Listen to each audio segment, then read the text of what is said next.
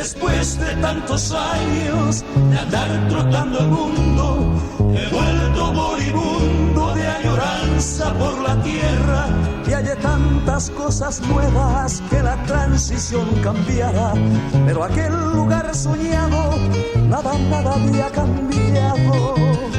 Aún cabalgan los recuerdos a granel por sus senderos, la leyenda del bombero y del yateré.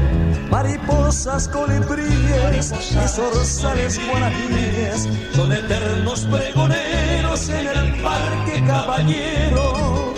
Parque Caballero, feliz compañero de lejana infancia, de dulce niñez.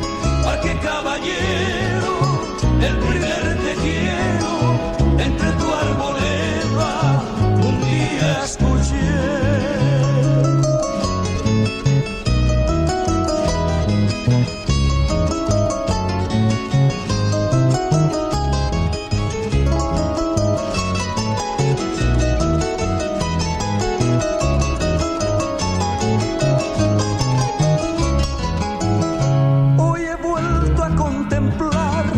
Cristalino fontanal que de tu barranco altivo se va despeñando al río. Más allá se observa ya el azul Caracará, la bahía de Asunción con su eterna ensoñación. Cuando el sol en su arrebol se escapaba hacia el ocaso y la tarde daba paso a la noche tropical, avecillas en bandadas acudían al nidal, y la sombra y el silencio en el parque fue a reinar.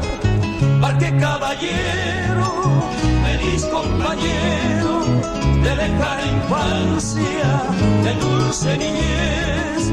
Parque Caballero, el primer te quiero entre tu arboleda un día escuché.